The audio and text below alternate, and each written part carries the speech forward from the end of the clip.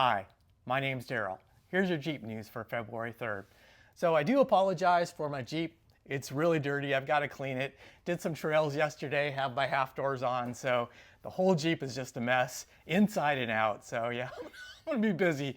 And I had plans to do that this morning until all this freaking news broke. So, of course, we all know about the Trump tariffs, and I'm going to talk about that a little bit and potentially the impacts.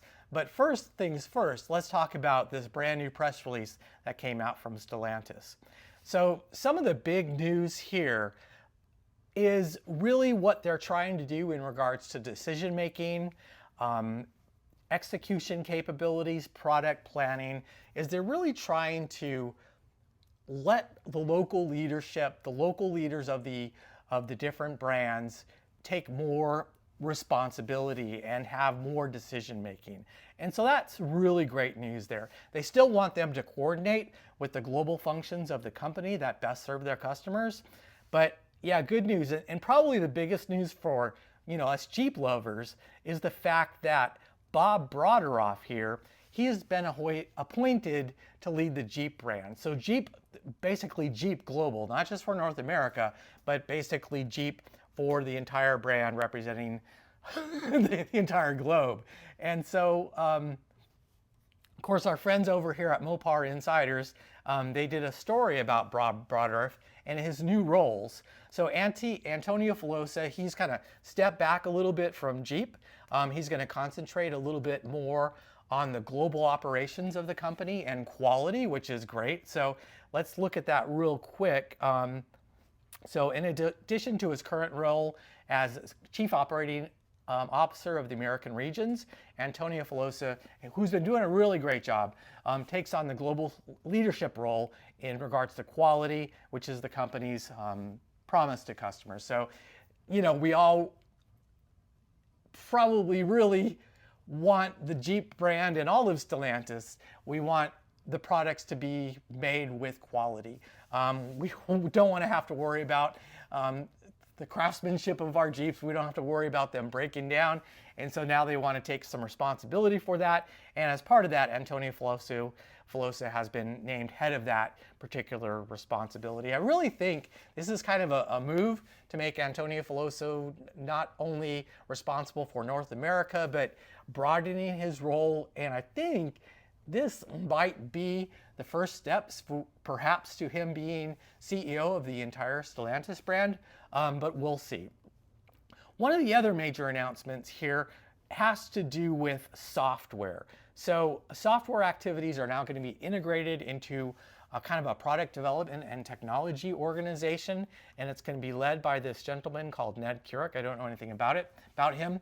But one of the big problems with the rollout of their recent product offerings, especially on the EV side of things. So we have the Dodge Charger Daytona EV, we have the new Wagoneer-S EV, they're going to have the Recon EV coming out. I'm going to talk a little bit about the Wagoneer-S, but a lot of the problems that are associated with these rollouts of these products are really software related more than anything.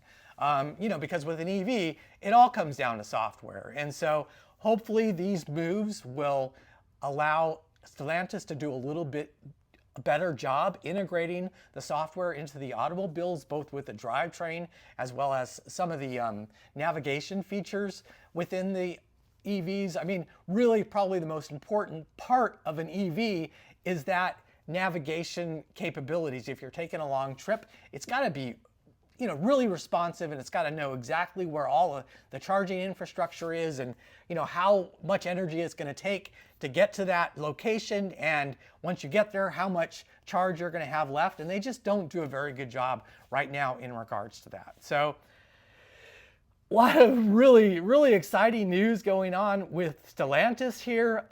They're also kind of combining the corporate affairs and communications area, and also the marketing office there's a brand new marketing office. So a lot of stuff going on with Stellantis, and I'm really excited about Bob Broderdorf. I've done a couple of articles or stories about him, and he seems really excited about the Jeep brand and its future. And so I think a lot of really good stuff there. So I do want to talk a little bit about the tariffs.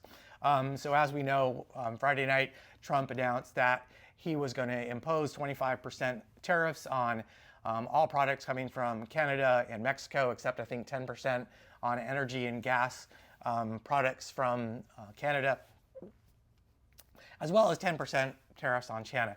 Now, for me, the whole Canada thing, I don't get that.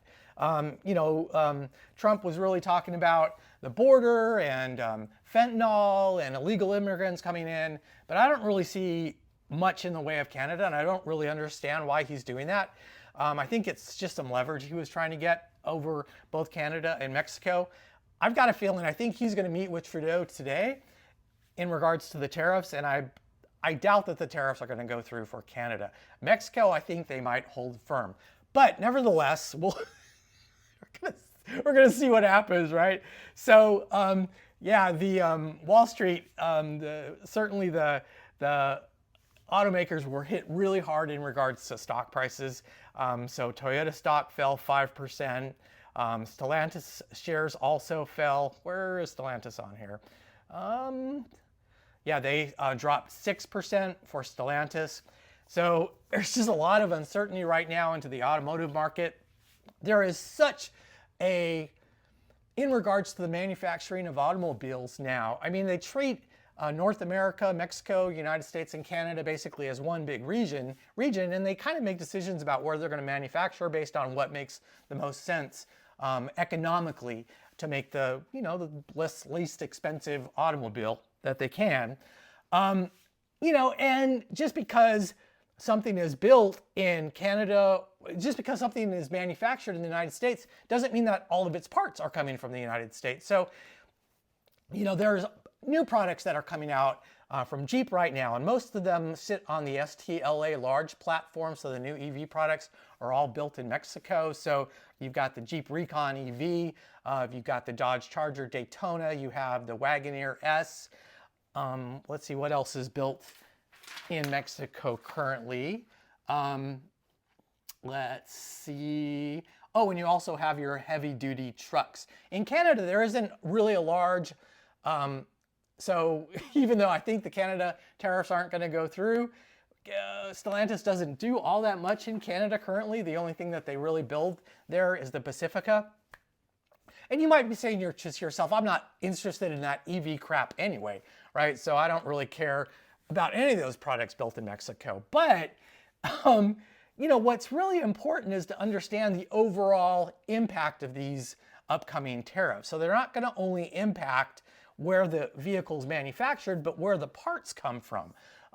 And even not just in building or manufacturing automobiles, but also just in spare parts. So if you go out to Amazon or wherever you go to get spare parts, a lot of those parts come from Mexico, and they're all going to have tariffs on it.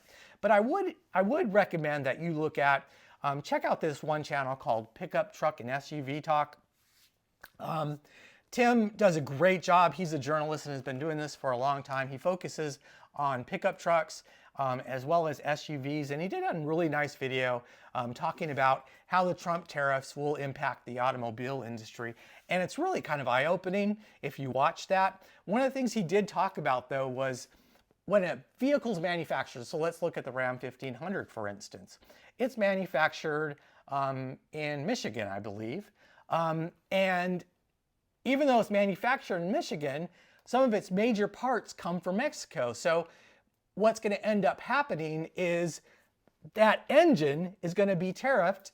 It's probably one of the more expensive parts of the vehicle, and so the prices of that are going to go up. The other thing he talked about, and so let's look at a sticker, for instance, for a Ram 1500. So you can see, that here's the price of it, $75,000, and right here, over in the parts content information, it talks about where the parts come from. So for vehicles manufactured in this car line, US, Canada parts content are 55%. So it doesn't really break down those differences between the US and Canadian, but obviously some of the products are coming from Canada. The major sources of foreign parts content are from Mexico, which is 39%. Where the engine comes is from Mexico. So that's the straight six, the I6, the inline six Hurricane engine that comes from Mexico. The transmission, luckily, is made in the United States. So, yeah, that's going to impact the prices of a Ram 1500 if you choose the Hurricane engine. Now, it's very likely that those tariffs are going to be passed on to the consumers in regards to the prices paid for the vehicle. But the big thing is they are likely not going to do a one-to-one, apples-to-apples kind of price change. So the Ram 1500, maybe it will go up because of the engine. Maybe it will go up $1,000 or $2,000. That's what the cost is going to be for Stellantis. But they're not going to put that price on that vehicle. What they're going to do is, if these tariffs go through, they're going to look at what their final kind of profitability statement's going to be, and then they're going to spread the cost of those tariffs among all the automobiles. So regardless of whether or not you like the Recon EV or any of the EVs on the STLA large platform, it's very likely that the cost of the vehicles are going to be going up across the board within all of the Stellantis automobiles, and not just Stellantis. All the vehicle manufacturers, Ford, GM, Kia, Hyundai, all the major players, Honda, Toyota. So the Toyota Tacoma is manufactured in Mexico. What's the other big one from Toyota? The RAV4. So they're not the RAV4 Prime, it's manufactured in Japan, but the Toyota RAV4 is manufactured in Canada or Mexico? And one of those two. So yeah, all the automakers are going to be hit. So a lot of interesting news on tariffs. We're going to know more this morning, I think, about what happens with Canada. It might be a little bit longer for Mexico, but we'll see. So the Chicago Auto Show is going to be taking place from February 8th to February 15th, I believe. And this comes to us from the Mopar Insiders. And, Jeep had Stellantis had pulled out of a lot of automotive shows. So they pulled back advertising, they pulled back marketing, they pulled back their presence on all these shows, and they are now returning. So Jeep is going to, as far as the Chicago Auto Show, Stellantis is going to headline Jeep in regards to that particular show. And they're bringing back what is the Camp Jeep. It's going to make its 20th anniversary with an upgraded and reimagined experience. So some of the new things that they're going to be doing is this thing called the Camber Bridge. So your Jeep will be like, like this, right? And it's going to go 75 feet, 12-foot obstacles that highlight the Jeep's kind of three-wheeling capabilities. It's also going to, show their Jeep concepts that were from Easter Jeep Safari. And they're also going to do this new experience called the Crevasse, which is a 60-foot long, 12-foot wide, 45-degree narrow passage. So a V, what do they call it? The V thing that you gotta kind of do the middle of. So yeah, it's gonna be, I can't wait to see what the final setup for that is. Hopefully somebody will get a video, showing, exactly, what happens through there. But that's gonna be really exciting. Other news, let's talk about the Wagoneer-S. There's breaking news. Oh. Trump has agreed to a halt on tariffs with Mexico for a month. So you might want to check CNN. I don't know if you're talking about tariffs in your news. I did. You might need to redo, because breaking news. Well, I'm just going to say this is breaking news. Well, look on CNN. Well, you just said it. Well, but look on CNN. Okay. I did not read the article. I just saw breaking news. Okay. So breaking news. The wife just came out and said, I guess Trump halted the tariffs in Mexico for a month. So let's go to CNN and let's check that out. Let's see what that says. Trump agrees to immediately pause tariffs on Mexico for 1 month. He said he agreed after a very friendly conversation with Mexico's president. Trump also has a call with Trudeau later. So maybe I restart the video. I don't know. So anyway, so the tariffs are going to be on hold, looks like, for a month. Probably the Canada tariffs, I think, are just going to be pulled back altogether. So good news.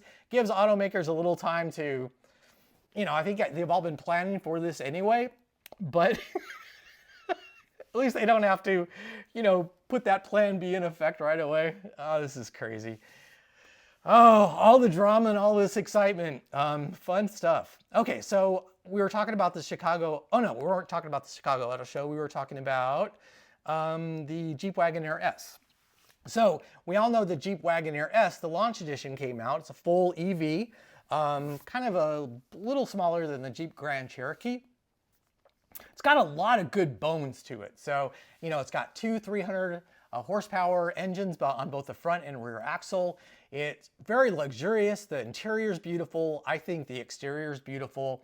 A lot of really good stuff about the vehicle, and it actually has got some really good reviews. So I was looking at, the common folks that I kind of look at in regards to my reviews, and they all said a lot of stuff, but most of these guys really aren't EV guys. Most of them, just kind of do a really good job on their reviews, but I wouldn't say they focus totally on EVs. And this is, I think you should consider the Wagoneer-S really an EV first. I don't think Jeep really wants you to think of it that way. They want it to think about it as an overall Jeep vehicle, and it's kind of just happens to be an electric vehicle. But nevertheless, if you have an EV and if you're taking trips in the EV, it's got to be a really good EV, because as you take trips in EV, you got to find charging stations, you got to do all that stuff. So it's really important that all of those things work. So if you are considering a Wagoneer-S, they've got some really good deals on it. It's one of the only EVs nowadays that actually qualifies for the $7,500 federal tax credit. But I would recommend that you look at this YouTube channel. It's called Out of Spec Reviews. They do a great job in covering EVs. And so the way they approach looking at a car is a little bit different from a regular auto reviewer. I mean, they really focus in on the things that, makes EVs a little bit different, and some of the things that you really need to focus on as a manufacturer of EVs. And Stellantis just they aren't quite getting it yet in regards to EVs. And this kind of goes back to the software side of things that I talked about just a second ago. So software activities are now going to be integrated into a product development and technology organization led by this Ned Curic. So, when you're developing an EV, one of the most things that you have to focus on is regard to the navigation capabilities of the vehicles, the ability for it to understand where it's going to go, where it can find charging stations. It's got to be snappy. It's got to be responsive. And unfortunately, it doesn't do any of those things well. The overall car, the interior is just beautiful. I think the drivetrain would be really nice as well, but I don't think currently it is, what's the right word?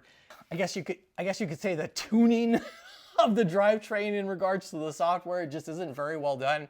So I would invite you to just take a look at that. Finally, in our last news story, hey, look at this. We got a new Cherokee. The 2026 Cherokee. I think they were planning on building this in Mexico, but I don't know. Who knows?